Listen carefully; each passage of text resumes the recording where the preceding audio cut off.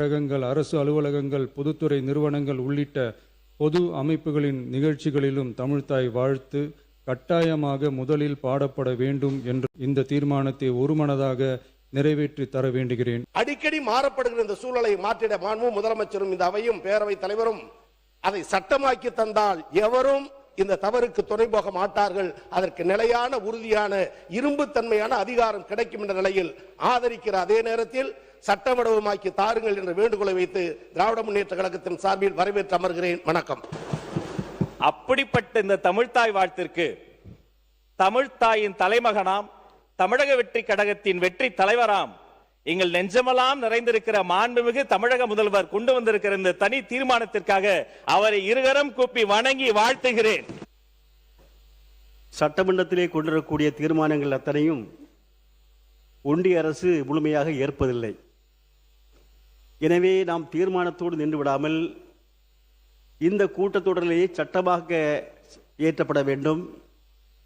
ஆணை பிறப்பித்து அத்தனை நிறுவனங்களிலும் அத்தனை இடங்களிலும் தமிழ்த்தாய் வாழ்த்தை பாடலை கட்டாயமாக்கப்பட வேண்டும் என்று கேட்டு கம்யூனிஸ்ட் கட்சி சார்பிலே ஆதரிக்கின்றோம். விவசாயிகள் போராட்டம் இல்லாமலே 5 ஆண்டு காலம் வாழ்ந்தார்கள்.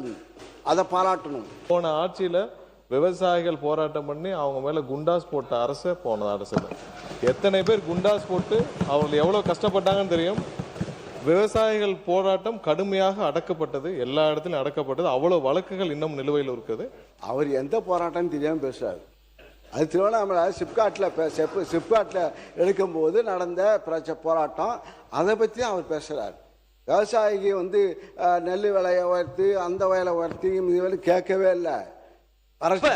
இவங்க சொல்ற கதையெல்லாம் எப்படி இருக்குதுன்னா, சர்க்கரையை எறும்பு தின்னுருச்சு, சாக்க கரையான் தின்னுருச்சுன்னு சொல்ற மாதிரி இருக்குது ஒரு கதையெல்லாம். அப்படி கரெக்டாக விடுறாரு. அது உண்மையே பொய்யான்னு தெரியல. ஆனா இப்படி டெக்னிக்கல், அப்படி இந்த டெக்னிக்கலை வச்சு நீங்க அடிச்சுட்டு வந்துருங்க, ரீல்ஸ் விடுறீங்க. அமைச்சர் பேரவைத் தலைவர் அவர்களே, அந்த டெக்னிக்கை இப்போ 10 நிமிஷம் மட்டும் தான் அண்ணன் கிட்ட கத்துக்கிட்டேன். உங்க செக்ரட்டரிக்கு தெரியும், உங்க செயலாளருக்கு தெரியும். ஆக விவசாயிகளுக்கு மின்சாரத்தை இப்போ அவர் சொன்னார், மின்சாரம் நாங்கள் கொடுத்த ஒதுக்கியது 8186 கோடி, நீங்கள் ஒதுக்கியது 7432 கோடி. ஆக 754 கோடி குறைவாக இருக்குது. எனக்கு என்ன, நீங்கள் இலவச மின்சாரத்தை நிறுத்த போறீங்களா? இது ஒரு டவுட். அதான் அதே காலத்தில் ஒரு பெரிய பாட்டு, மணப்பாறை மாடு கட்டி மாயவரா ஏறு பூட்டி வயக்காட்ட உழுது போடு செல்லக்கண்ணு. இது எங்களை போன்றவர்களாம் ரொம்ப பிடித்தமான பாட்டு. அது மணப்பாறை என்பது ரொம்ப அந்த காலத்திலிருந்தே மனதில் நிற்கக்கூடிய ஒரு ஊர். மாண்புமிகு உறுப்பினர் கோடியிலே போடப்பட்டு அது முடியாத காரணத்தால் நம்முடைய முன்னாள் முதலமைச்சர் அவர்கள் 1800 கோடி ரூபாயிலே புதிய கூட்டு குடிநீர் திட்டம் ஒன்று மணப்பாறை குளித்தலை இணைத்து ஒரு கூட்டு குடிநீர் திட்டம் நிறைவேற, அதுக்காக எல்லா திட்ட அறிக்கைகளும் தயாரிக்கப்பட்டு ஜல்ஜீவனிலே அதுக்காக அனுமதி தரவில்லை. மத்திய ஒன்றிய அரசு ஜல்ஜீவன் அனுமதி தரவில்லை. தந்திருக்குமானால் முழுமையாக பாதுகாக்கப்பட்ட குடிநீர் வழங்கப்பட்டிருக்கு. சிப்காட் இதே நிலைமையில தான் இருக்கு. போய் பார்த்தீங்கன்னா பொட்டல் காடாக தான் இருக்கு. நிலம் மட்டும் வாங்கி ஒதுக்கீடு வச்சிருக்காங்க. ஆனா இங்கே தொழில்கள் எதுவுமே இன்னும் வரவே. அதுவும் காவிரியிலிருந்து கொண்டு வந்து தண்ணி கொடுக்கணும்னு சொல்றீங்க. காவிரியிலிருந்து கொடுத்து தண்ணீர் கொடுத்தோம்னா அதனுடைய வரைபடம், பூலோக வரைபடம் பார்த்தீங்கன்னா அந்த மணப்பாறை பகுதியில் ஒரு பகுதி மட்டும் தான் தண்ணி பாயும். எல்லா இடத்துக்கும் தண்ணி போகிறதுக்கு வழி இல்லை. இதெல்லாம் கடந்த கால உண்மை. நீங்க 90 நாளைக்குள்ள எல்லா வசதியும் செஞ்சு கொடுத்தா ரொம்ப சந்தோஷம் தான், மகிழ்ச்சி. அமைச்சர் மாண்பு பேரவைத் தலைவர் அவர்களே, இதற்காக தான் நான் மறுபடியும் சொன்னேன். டிஎன்பிஎல்ல இருந்து 2வது முறையாக அந்த 2வது கட்ட நிலையாக நீர்நிலை அது மூலமாவும் தரப்போறோம் அப்படின்னு நான் சொல்லியிருந்தேன். மனிதாபிமானத்தோடு இதை நாம் அணுக வேண்டும். அவர்கள் ஒரு கோரிக்கை என்ன சொல்கிறார் என்று சொன்னால், மீண்டும் இதே பேரவையில் நீட்டுக்கு எதிரான, நீட்டுக்கு முழுமையாக தமிழ்நாட்டுக்கு விதிவிலக்க வேண்டும் என்ற தீர்மானத்தை நாம் நிறைவேற்றுவோம், அதன் மூலமாக மொத்த இந்தியாவுக்கும் வகுப்பெடுப்போம் என்று சொல்கிறார்கள். ஒரு நியாயமான கோரிக்கை தானே. பட்ஜெட் உரையில் பேசுகிறேன். மாண்புமிகு நிதி அமைச்சர் அவர்கள் தென்கோடி முனையில் பழந்தமிழர் பூமியான எங்கள் குமரி மாவட்டத்தின் மாப்பிள்ளை என்கிற முறையில் அவருக்கு எனது மதிப்பை பதிவு செய்கின்றேன். ஆனால் அவர் தன்னுடைய உரை வீச்சை, பட்ஜெட்டை வாசிக்கிற போது நான் ஒரு சொற்பொழிவாளன் என்கிற முறையிலும் தமிழ் ஆர்வலன் என்கிற முறையிலும் உன்னிப்பாக கவனித்தேன். அவர் ஆங்கிலத்தில் பெரும்புலமை பெற்றவராக இருப்பார் என்று நினைக்கிறேன். ஆங்கில உச்சரிப்பு மிக நேர்த்தியாக இருந்தது. தமிழில் பல சொற்றொடர்களை அவர்கள் பேசாமல் விட்டுவிட்டார்கள். சில சொற்றொடர்கள் இலக்கண பிழையாக அமைந்தது. இதை குறையாகவோ குற்றச்சாட்டாகவோ இந்த அவையில் நான் வைக்க விரும்பவில்லை.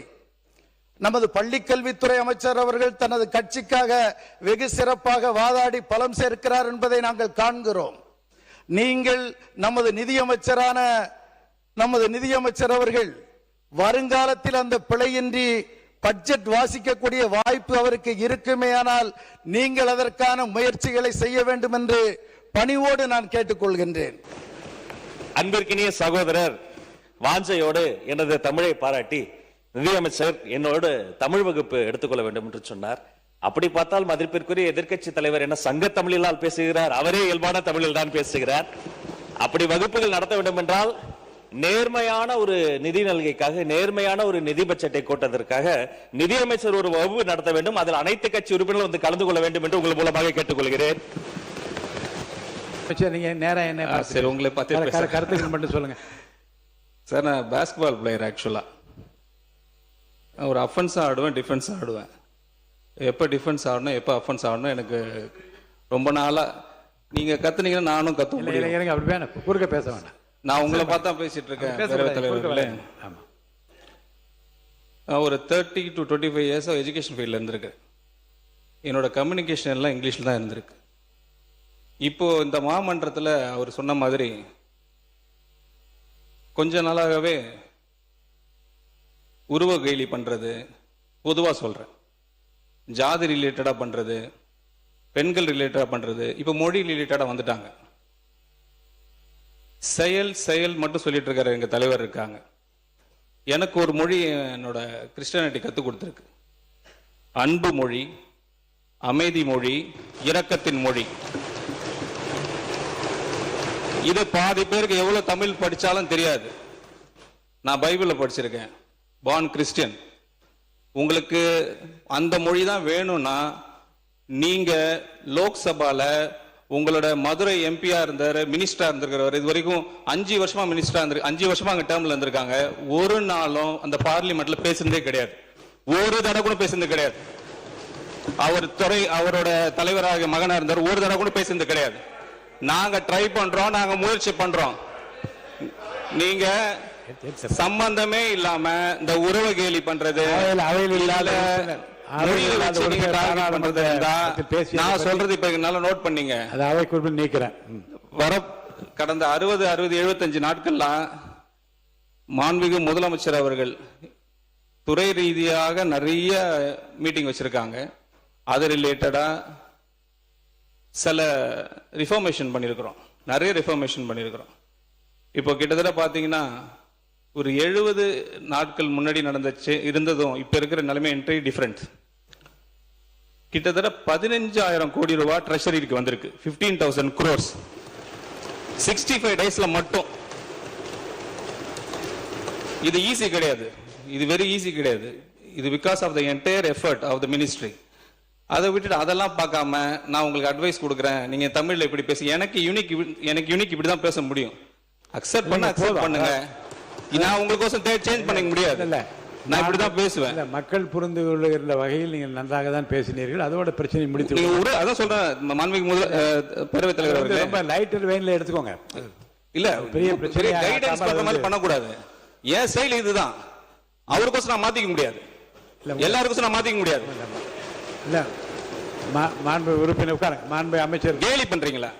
மாண்பு நிதியமைச்சர் கொஞ்சம் கோவப்படாதீங்க. தமிழிலோ ஆங்கிலத்திலோ இரு மொழிகளிலுமோ நடைபெறலாம். தமிழ்லையும் பேசிட்டு இங்கிலீஷையும் பேசிட்டு தமிழ்லையும் பேசலாம்.